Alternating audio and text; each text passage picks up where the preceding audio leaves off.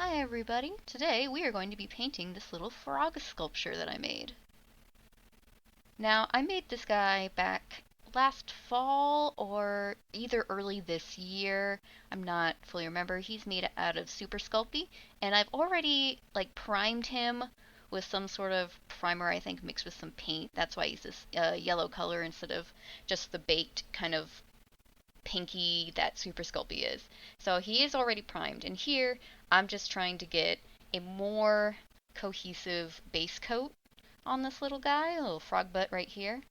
Just because the photo that I reference, he has kind of like a cream underbelly, and then just has some other colors. You'll see we get kind of nuts with all the different kind of dots and colors that I get on. But for the most part, I wanted to make sure I started with a very basic base. So instead of just doing it on the belly and stuff, I made sure to get the belly and the little feet, made sure to get them really nice and even. But I also go over basically everything else. Spent a lot of time just making sure these little feet didn't have any globs and making it all even and the brush strokes weren't too obvious. Because I am just using some basic craft paint. I believe it's mostly apple barrel and whatever ones that Michaels have right now, because they don't, at least my local Michaels doesn't carry apple barrel anymore. So it's just maybe some folk art, I believe, as well. Just basic craft acrylic paint is what I'm using. And going on his little grumpy face. Now this frog is specifically, if I remember correctly, a desert rain frog maybe? It's the little round ones that when they make noises, it's literally just a squeaky toy squeak. And they're absolutely adorable. I remember when they first came, I was like, look at this angry frog war cry, and it's just like, wee! It is so cute. And I wanted to make a frog, and I thought they were perfect because they got the grumpiest little face, and they're just so round. So that's probably my favorite part is the little grumpy face. Here's me finishing up, just getting a little base color, and now we get on to the colors. This little guy, he's mostly tan, a little the little cream white and green. And this is the first base color of green. I'm just filling in where kind of it's going to go in. I do a lot of putting the paint down onto the thing like that, and then I kind of go back over it and sort of blend it out without adding more paint, just to kind of get the little more splotchy thing and just kind of blocking in colors at this point. It's a lot. This video is a bit longer than I meant it to be. I will say I'm sorry about that. I thought, oh, I'm just painting a frog.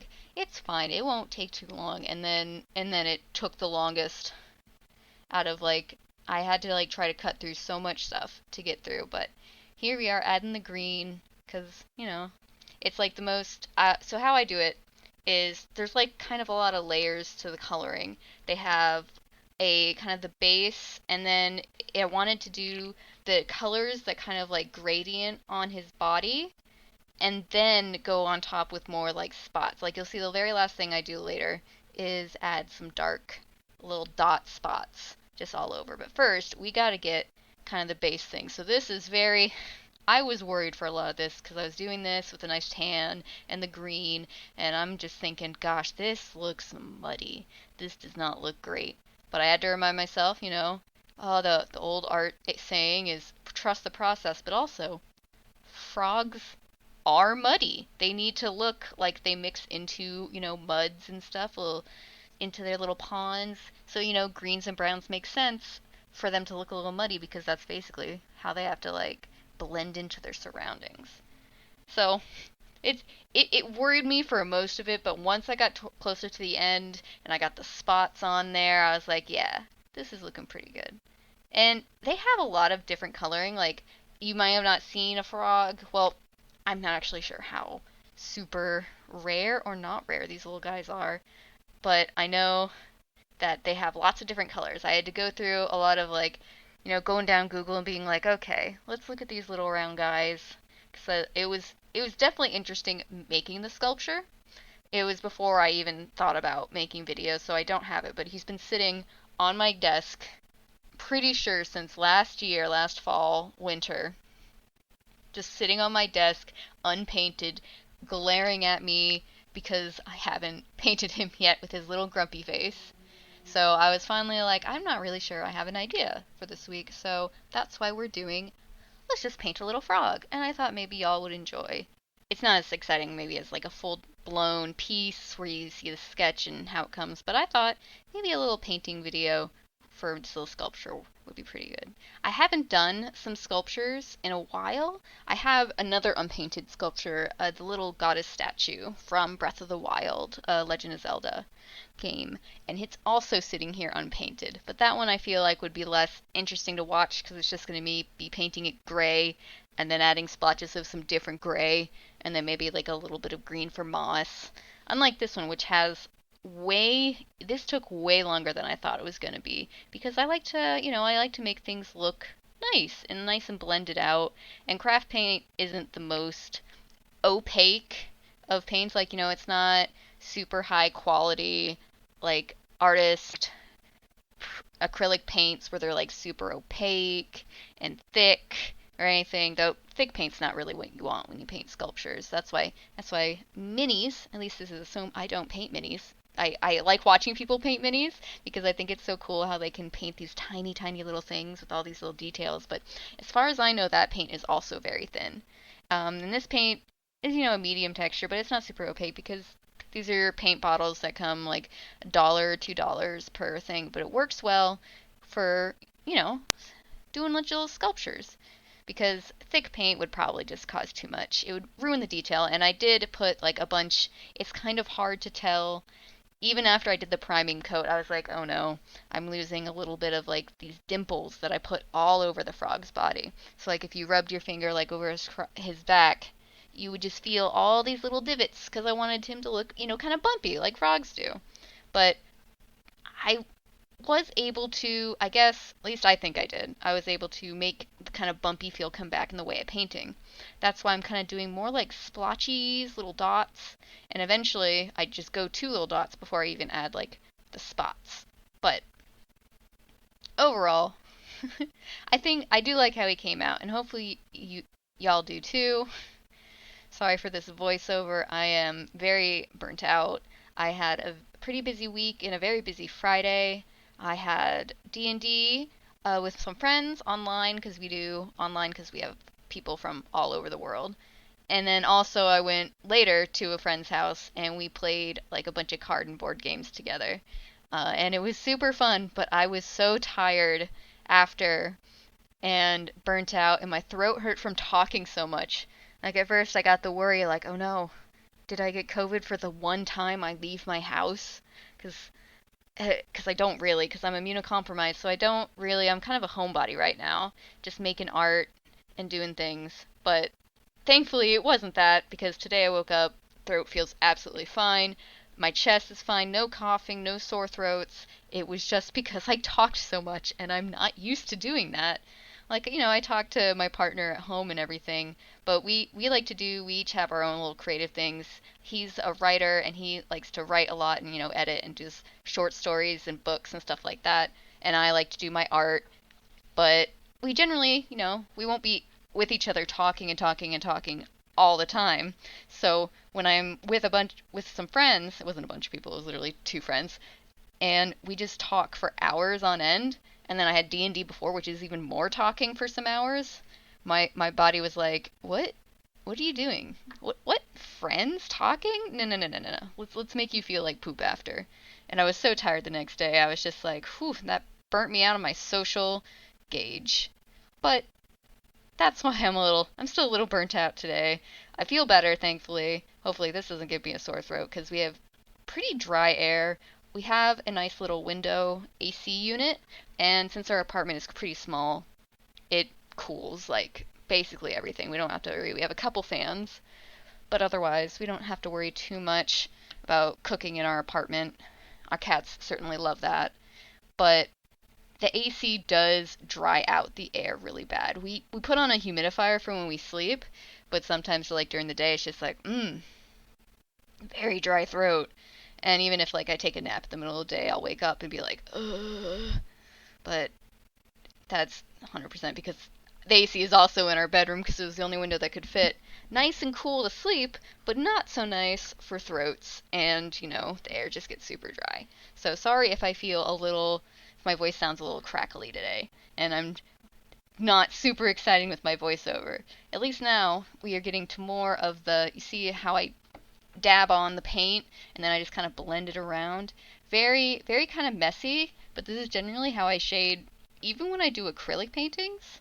I just sort of take the paint and blend it on whatever I'm painting rather than mixing up colors. Like so far I've just done the green. I did add a little tan to desaturate it, but then I'm just using straight out of the bottle like the cream color and straight out of the bottle some tan or khaki kind of color and just kind of mixing them in together, blending them out, making the edges nice. Been going through it. I almost feel bad because the little frog in the reference, he does have like these green tear lines coming down his eyes. And I'm like, oh, he's sad, but also his tears are green. But I think that's just the way how it goes with some of these designs. I say designs, they're frogs patterns. Someone who knows frogs is probably just seething in their seat like, gosh, that's not what they're called. That's not why they have that. But I don't know anything about these frogs or patterns or anything. I love frogs. I think they're super duper cute. I am just not super knowledgeable. And here's, like I said, this paint isn't super opaque, so I do have to go over places multiple times to get the level of like solidity, is that even a word? The level of pigmentation, there, that works, that I wanted. So I had to go in and get more green and then blend it out a little with the cream, making a nice little gradient. The booty, the little frog booty is probably one of my favorite parts because their butts do look like that. And I'm like, wow, I didn't expect them to be cheeks, but they are, and he's just a little round guy. The the thing the least exciting thing, or thing I think I did in this sculpture were the feet.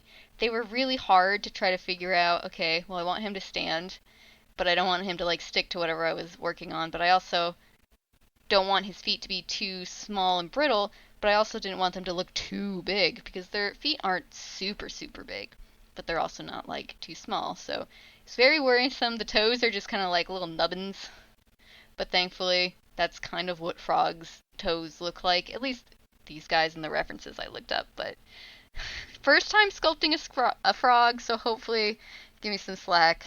I really should do some more sculptures. If y'all would be interested in watching me do a little sculpture video, let me know down in the comments or anything like that, because I would love to get back into sculpting. I did it because I hurt my arm, like I've mentioned before, and I wasn't able to hold like a pencil very well or draw, like especially on my digital tablet, things like that, because I have a stand-up older like pen display tablet, so it has the screen on it that I just now use for my second screen. And so I couldn't really do any of the other arts that I liked. I couldn't even really crochet much because I really overdid it on my arm and elbow. So I went to sculpting, and because I wasn't doing the same sort of motions, because you just kind of mold clay into different ways every time, it didn't hurt. So I got really into it for a while because it was the only way I could really creatively express myself. And then when I started, being able to do other things, I quickly switched back to like drawing and painting and things like that because I missed them so bad. And kind of that's why this little guy never got finished, and nor the other little statue I have. And I was just like, oh dear, I felt bad, but I was really excited about doing other stuff. But if you guys want to see me do another little sculpture, I'm not sure what I would do, but I'd love to just show more of it for you guys because sculpting is really fun. I learned a lot of the tips and tricks from like some other YouTubers that I've watched on here, but not sure of their channel names right now. Sorry, I'm just very out of it. But here we're adding more spots. He looks so muddy, but like in a frog way, I hope, and less in a I don't know how to paint in colors way. I feel like I've been talking all around different topics and then just coming back like, oh yeah, by the way, I'm still painting a frog, still doing little brown, little spotches. And this is me trying to like do the dabbling effect to kind of make it seem more bumpy and stuff. I do really like how the little the green back stripes came out. Oh, here's me doing the eyes. It was very scary because I'm like, I'm just going to get it all over the place. But I think I did that pretty good. And then, of course, I go back over and make like the edges of the eye a little more brown to match with some of the brown spots, and then I go back over. Yep, whoop. Here, got even more spots. Actually, that poor little brush, thankfully, I buy pretty cheap acrylic paintbrushes, like those packs of like the Value Saver craft paintbrushes is usually what I use for acrylic paints because I just end up destroying them. Like at the end of finishing this little guy of painting, this one paintbrush that I used for practically the entire time, the bristles got kind of smushed because I kept going like straight down to make little splotches and blending. So the bristles are not quite happy at the end of this. But thankfully, it's just a little cheap brush because I don't treat my brushes well, at least not with acrylic paint. And okay, here is the first of my oopsies. Because I was zoomed in closer than I usually do in my videos, I had my hand in the focus and the frog is very blurry and off to the side there. So I extra sped this up. Whoopsie doodle. Sorry about that. And sadly, that's not the only one. I have another little section later where I was so in depth, even there. Whoops. As you can see, I just was focusing so much on getting like the colors and the spots right that I was holding it just too far to the left and my hand got most of the focus, like right there. And here I'm adding like little white spots and everything. But hopefully, I'm sorry guys, I didn't mean to do that. You'll catch me a couple times like moving because I'll look at the camera and be like, oh, I'm not on screen. I'll just slide a little to the right. But it was definitely here towards the end when I'm really focusing because here's the detail work. These are the little brown spots that I have to put so carefully on. So I got so focused and bam, here's me not holding the frog in front of the thing.